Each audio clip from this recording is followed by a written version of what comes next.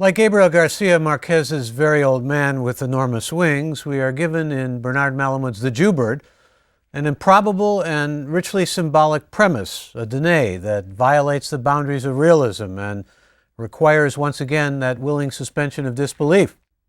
Instead of an old man with enormous wings, we have an old man, well, who looks like Edgar Allan Poe's The Raven, identifies himself as a Jewbird, and says his name is Schwartz. The Jewbird flies into the top floor apartment of the Cohen family, who live on First Avenue near the Lower East Side River in New York. The story begins. The window was open, so the skinny bird flew in. Flippity-flap, with its frazzled black wings. That's how it goes. It's open, you're in. Closed, you're out. And that's your fate. The bird wearily flapped through the open kitchen window of Harry Cohen's top-floor apartment on First Avenue near the Lower East River. On a rod on the wall hung an escaped canary cage, its door wide open. But this black-type long-beaked bird, its ruffled head and small dull eyes crossed a little, making it look like a dissipated crow, landed, if not smack on Cohen's thick lamb chop, at least on the table close by. Now, I want to begin with the beginning here because it's important to realize that there's a kind of idiom right from the beginning. There's a rhythm to the language that captures the senses as well as the ear. And I try to read it to give it that sense. The window was open, so the skinny bird flew in. Flippity-flap with its frazzled black wings, that's how it goes. It's open, you're in. Closed, you're out. That's your fate. It's really from the point of view of the bird, but it takes on a universal sense of life being in and out. Suddenly you're in, and then you're out, which certainly is often how life is, metaphorically as well as realistically. But it also has that cadence of the old world Yiddish quality to it, to the language. It's very recognizable, and it gets close to the actual character that we're going to meet, the bird, because that's how he talks. But it's embedded in the narrative, which is omniscient. It gets into detail about Cohen sitting there with his lamb chop and so forth, and that sounds more like an omniscient voice.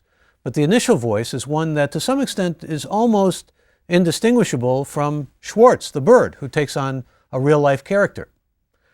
He's running from anti-Semites, is how he says it. And he's seeking refuge and charity from the Cohens. But what happens in the story is that Harry Cohen swiftly becomes his antagonist, persecutes and torments him, despite the fact that Schwartz manages to establish over the course of the story, and it's a rather short story, establish a tender tutoring relationship with the Cohen's son, Maury. And he appears to be liked and respected by Cohen's wife, Edie. In the winter, Cohen throws Schwartz out of the apartment. Schwartz is found by Maury in the spring. We go through all of this seasonal change. The spring is usually, of course, a time associated in literary conventions with blooming, with resurrection, with fertility, but there's Schwartz. He's all crushed. He's physically mangled. And when Forey asks Cohen who did the violence to him, Edie replies, anti-Semites. Anti-Semitism was for centuries a virulent force throughout Europe, throughout the world really.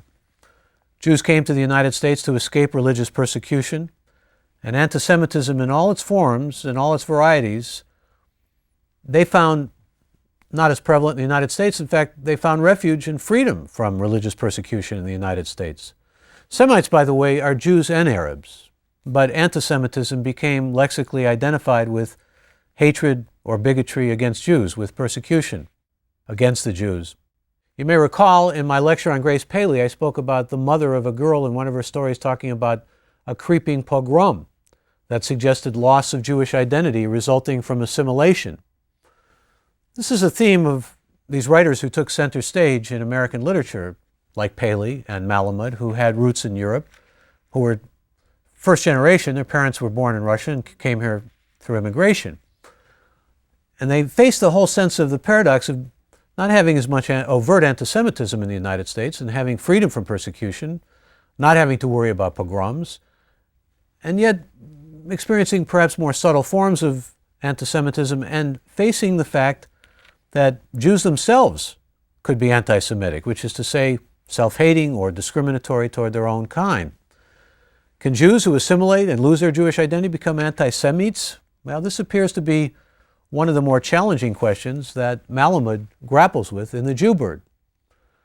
There's an old joke about a radio announcer. The guy tries out for a job as a radio announcer, And he doesn't get the job, and his friend says, well, why do you think he didn't get the job? And he says, anti-Semitism. I mean, funny joke, because it suggests that Jews can blame all their travails on anti-Semitism, even a guy who has a stutter and doesn't get a job as a radio announcer. But clearly, Malamud takes quite seriously, as we shall see, the idea of what came to be called self-hating Jews or even anti-Semitic Jews in this story. Malamud distinguished himself as a novelist as well as a short story writer. He received 2 National Book Awards, a Pulitzer Prize, and an O. Henry Award. He was born in Brooklyn in 1914 to Russian Jewish immigrant parents, went to City College and Columbia, taught English at Oregon State and at Bennington, where Shirley Jackson's husband taught. And Jewbird was part of his second collection of short stories called Idiot's Verse, which appeared in 1963. Before we talk about the Jewbird, I should mention that his first collection featured one of his other most famous stories, the title story, which is strangely evocative of a kind of magical realism, as is the Jewbird in many ways. It's called, in fact, The Magic Barrel. And it's the story of a young rabbinical student, actually Leo Finkel is his name, who is studying for the rabbinate, and feels that he should take the old traditional route and find a mate for himself. And he goes to a matchmaker. And the matchmaker really tries to sell him on all these various, matchmakers called shadchan, they're called shadchans, tries to sell him on all these various young women that he has, and not so young women, who would be presumably fit wives for him. And then a strange thing happens. He doesn't find anyone, he tries a few dates and they don't work, he becomes disillusioned with the matchmaker, and then he sees a picture in there and he's struck by the suffering in the eyes of the young woman, and something about her just absolutely captures him. And it turns out it's the matchmaker's daughter. How did her picture get in there? That's part of the whole mystery of the story. It's mystery again at the essence of the story. Maybe he put it in there, maybe he didn't, maybe it just fell in there, but the fact is he's disowned her. She seems to be associated with street walking or prostitution of some kind. And what we see is this Chagall-like world where everything is turned upside down at the end and things happen as if by destiny, kismet, fate. And fate plays a preeminent role throughout Malamud's work, as does this sense of suffering. The young rabbinical student is drawn to suffering, and so was Bernard Malamud. He felt that it was in many ways identifiably a Jewish trait or somehow identifiable with Jewish history. Malamud was also identified with a number of other Jewish writers, Saul Bellow and Philip Roth, American Jewish writers. They were part of a triumvirate of American male Jewish writers. So common, in fact, was the linking of these 3 names that Bellow once remarked how it began to sound to him like Hart, Schaffner, and Marx, the famous clothing manufacturer. Roth, a younger writer than the other 2, eulogized Malamud upon his death as a man of stern morality, whose conscience, quote, was tortuously exacerbated by the pathos of human need unabated. And that's really what makes Malamud's stories so compelling, that pathos about human need that Roth, I think, correctly identified. There is in this story that kind of pathos, despite the fact that it's personified or embodied in a bird. And we'll get to the story, but let me talk a little bit more about Malamud. He worked much stronger and more intensely than did the other 2 Jewish writers I mentioned, with traditional Jewish themes of suffering and victimization, exile, and the role of being marginal or an outsider. And we see in his work also the paramount importance of the law and morality. Probably Malamud's best known novel is The Natural, which was made into a film about a baseball player. It had nothing to do with Jewish identity, really. It was kind of an all-American guy, but it certainly had to do with suffering. And one of Malamud's most famous statements was that all men are Jews, though few men know it, by which he meant life universally involves suffering and the existential condition of being a potential victim simply because one is human. Later on, when we discuss a short story by African-American writer James Baldwin, we'll see once again the motif of human suffering, but linked to black identity. Later, Malamud amended his statement to say, all men are Jews except they don't know it. This echoes, by the way, the Christian existential philosopher Soren Kierkegaard, who said all men are in despair, and those who don't know they are in despair are in the worst despair. One of Malamud's most famous novels was a novel called The Assistant. And it's a novel about, actually in Italian, who's a thief by the name of Frankie Alpine. And he goes and molests the daughter of a grocer by the name of Morris Bober, a name that is, well, evocative at least of the great existential Jewish philosopher Martin Buber, the author of I and Thou. And he becomes, after breaking into the grocery store, and the people live in the grocery store, the Bobers do, he becomes enamored of the daughter, he becomes filled with a sense of guilt and contrition, and ultimately he undergoes a conversion. Malamud tries to show in that novel the sense of suffering and of the law, both tied together, of following the law, following this sort of rigid moral code, and doing it in such a way that it echoes back to, say, Talmudic law, or it echoes back really to the covenant in the Old Testament, and the sense the Jews had of being devout in terms of trying to follow the law as it's prescribed by the 5 books of Moses and Scripture. And Frankie Alpine becomes a Jew because he understands the importance of the law. Even though he's a rehabilitated criminal, he understands the importance of suffering as well. This is classic Malamud. He also gets circumcised at the end in order to reflect upon his new faith, and it's rather painful, we at least should add by way of footnote. The Fixer, which was published in 1966, is another Malamud novel about suffering. It fictionalizes a true case of suffering and injustice that took place in Russia in 1913, right before Malamud was born, with the trial of a Jew named Menachem Mendel Bellis.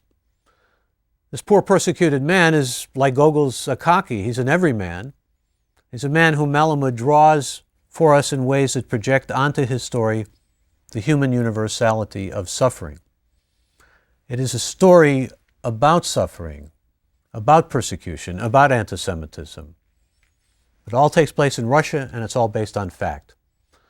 On the other hand, we move into a story like The Jewbird, and it is a story, and it's a miniaturized vision of many of the ideas that Malamud grapples with, and it fuses a sense of suffering that he identifies particularly with the old world of European Jewry. But there's a real cartoon-like effect that we get in The Jewbird.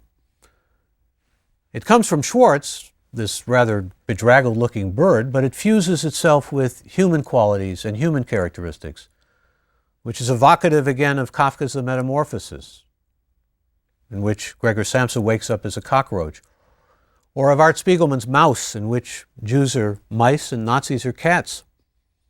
And by the way, in this story, the cat persecutes and torments poor Schwartz. His adversary, Cohen, brings the cat in to do just that. Schwartz, the Jewbird, becomes associated right away with the old world of ghettoized, Ashkenazi, shtetl Jewry, the world of what's called Yiddishkeit, or Yiddish culture, folk culture, that occasionally, as we see in the story, will still perch itself in a Jewish home and can enter uninvited into the lives of assimilating Jews, because that's indeed what particularly Harry Cohen is. Schwartz speaks in Yiddish, and he's of the shtetl. Early on in the story, he says, Gewalt, a pogrom. Remember, I think it was Woody Allen's Sleeper, I believe it was Woody Allen's Sleeper, where Diane Keaton, who is, I guess what you could call a kind of prototypical shiksa or Gentile girl, is reading from a script from Woody Allen's, or the character that Woody Allen portrays, life as a boy, and says, Oi Gewalt, instead of Oi Gewalt, which means, oh God, God in heaven. I mean, you read a story like The Jewbird, and you don't necessarily recognize Yiddish, although Yiddish words have become so much a part of the American lexicon. We take them for granted. You know, words like kibbutz, for example, or schmooze. But what they signify in this story is that Schwartz has Yiddish roots, and that he, we also find out, has experienced what so many in the shtetl and the old world under anti-Semitism experienced, the victimization of a pogrom. He says, Oi, a pogrom. And other Yiddish words move throughout the story. Gruber Jung, which means a lowlife or a vulgar person. It's used twice by Schwartz to describe Harry Cohen. It's a very pejorative, obviously, way of saying that someone is of low class, vulgar. And the word chutzpah appears as well, also used by the bird and used at one point by Harry Cohen, which I'll mention.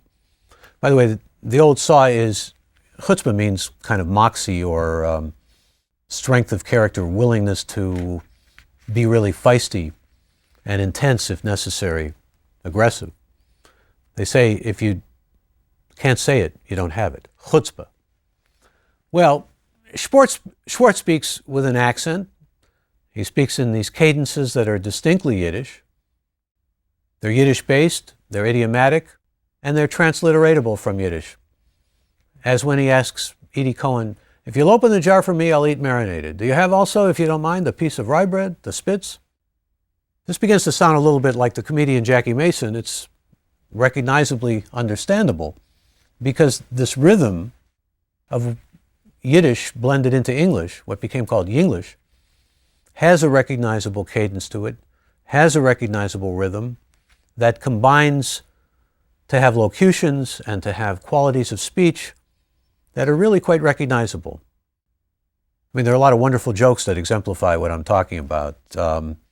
There's a joke about the old Jewish man, for example, from the shtetl, who takes his grandson and says to him, come on, we're going to go for a swim.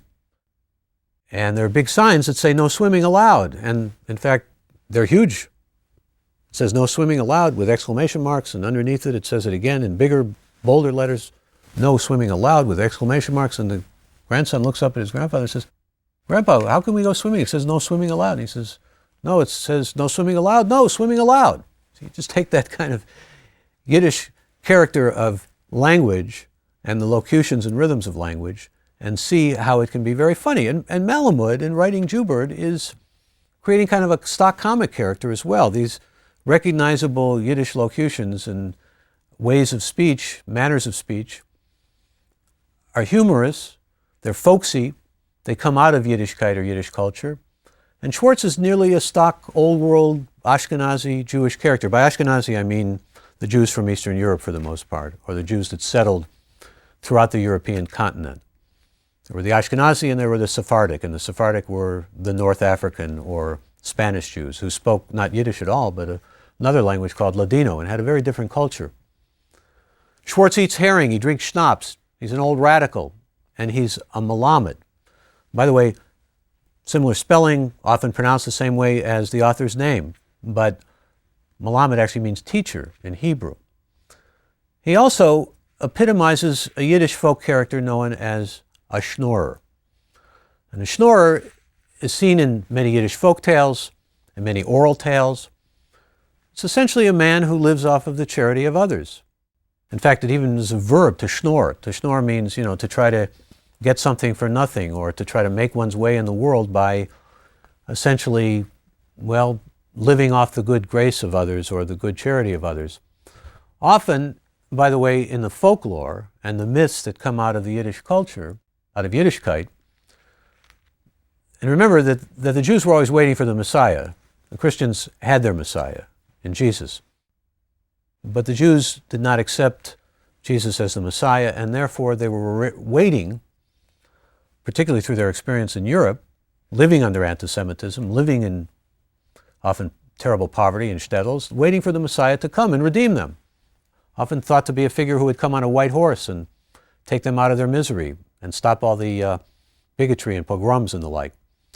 And this notion that there is a messianic force that will come into the world was thought to be, curiously, in Yiddish culture, tied to how beggars were treated, because it was believed that they were sometimes sent by God directly to test the charity of human beings on earth toward those who were in need. There's a famous shtetl folktale, for example, about the Lamed Vovnik, righteous men who are on earth to test the goodness of humankind by asking for handouts as a test of human goodness.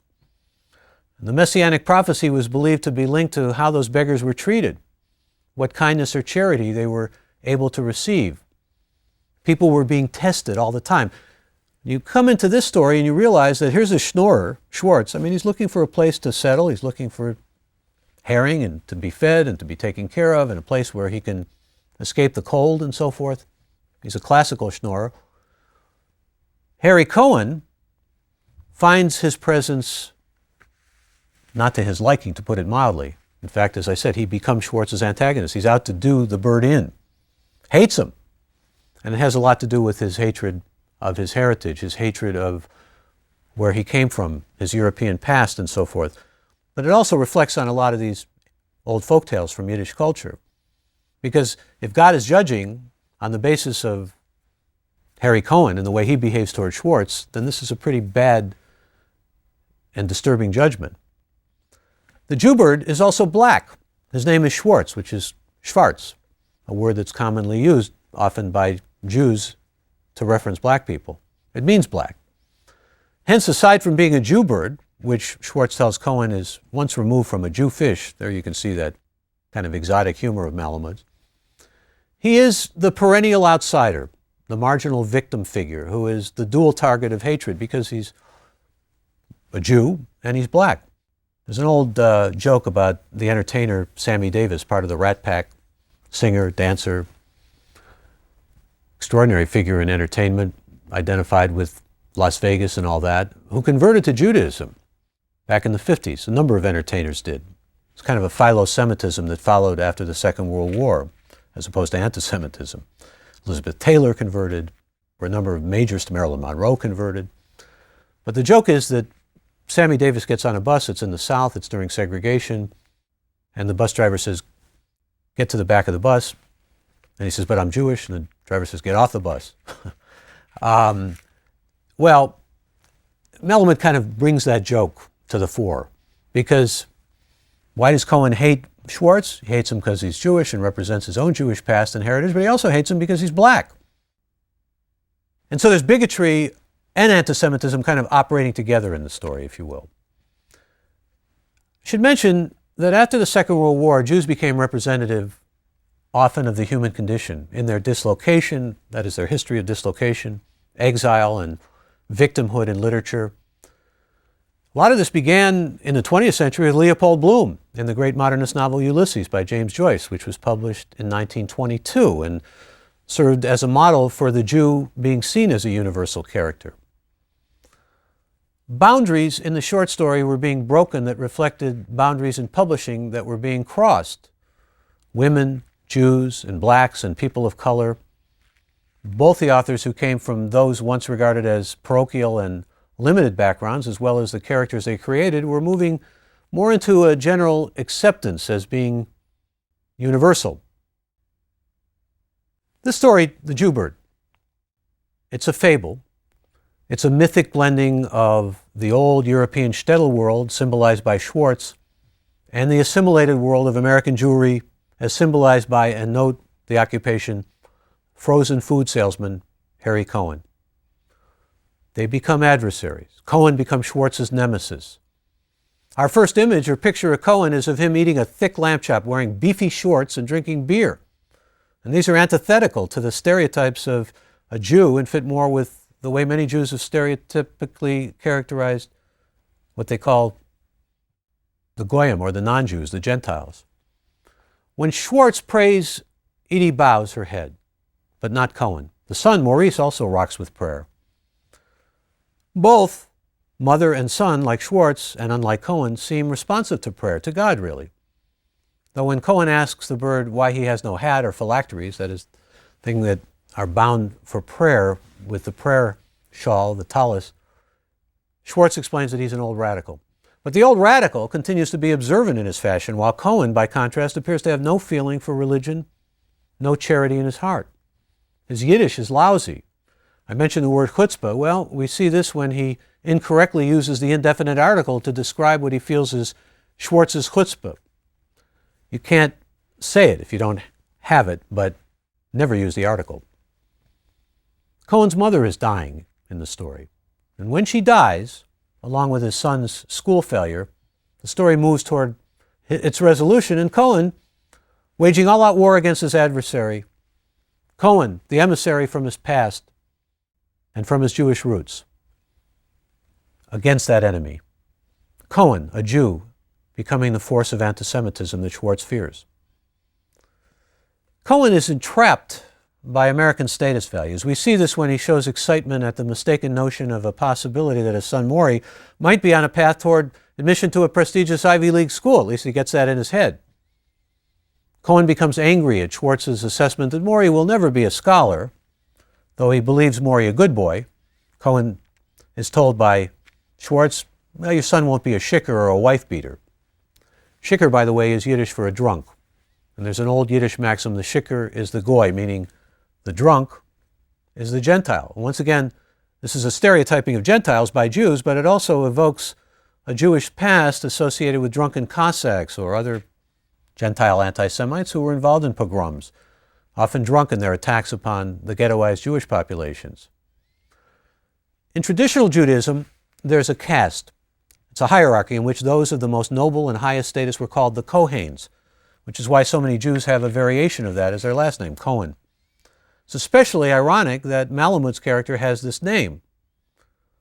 The binary of the old shtetl and Americanized frozen food Jewish males, the vulnerable and feathery living by his witch Schwartz versus the beefy and brawny bully Cohen, is right at the core of this fable, where the self-hating Jew destroys the shabby and embarrassing remnant of his past while he had tried to keep shut out with the window closed, until the Jewbird suddenly and unexpectedly flew in.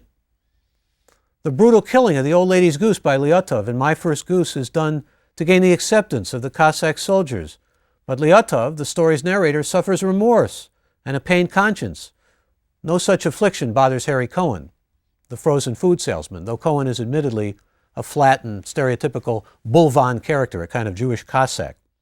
Leo Rostin, who wrote The Joys of Speaking Yiddish, said, instead of bull in a china shop, you had Cossacks in a sukkah in the world of Yiddish culture, a sukkah being that hut the Jews built to celebrate the festival of the fruit. Cohen's hatred for Schwartz goes beyond what Schwartz represents, or even the past. He hates the bird's smell, though Schwartz points out that Cohen smells too. He hates his snoring, even accuses the old bird of wanting to sleep with his wife, Edie, which elicits the most singularly amusing line in the story. Wonderful example of Malamud's humor in an otherwise tragic and pity-inducing tale. Mr. Cohen, on this rest assured, a bird is a bird. Ultimately, this is a moral fable about the loss of Jewish identity that assimilation brings. Even though Cohen is left, because of the bird, with a grossly swollen nose, the caricature and stereotypical mark of Jewish identity for many, yet Maury, Cohen's tender-hearted son, is moved by memory in the mythic resurrecting spring and weeps for the loss of the bird and its hideous death, which includes, like Oedipus, eyes plucked out. Edie, his mother, is able to state the final line of the story, attributing Schwartz's awful death to what Schwartz had early on indicated he was trying to escape: anti-Semites. Malamud helped to establish with his fable, but even more with his earlier work, which included stories that began to appear in leading magazines such as Harper's Bazaar, the Partisan Review, and Commentary in the early 1950s, a firm place for American Jewish identity in short fiction that also helped to open up barriers for more ethnic writing and for fiction emblazoned with an ethnic identity derived from ethnic material, which brings us to our next writer and masterpiece storyteller, the great African-American writer James Baldwin. As the once inviolable but white man-dominated Western canon of great literature begins to open up to greater diversity, to more women writers, to more Jewish, black, multicultural writing, we see the outpouring of stories by women short story writers, and we see the outpouring also of different ethnic writers and writers of different racial backgrounds who well deserve the masterpiece laurels. There were probably a lot of talented writers who certainly didn't get the recognition they deserved, as we've said, but this begins to take place. That is the recognition, and it begins to change. James Baldwin, for example, rose right out of Harlem to give us a story about Harlem that is nothing short of extraordinary. It's called Sonny's Blues, and it's the next story we're going to deal with, and it's a story also, like the Jewbird, about suffering, but with a poignancy and with a resonance about our humanity, just like the Jewbird, that goes much deeper than that.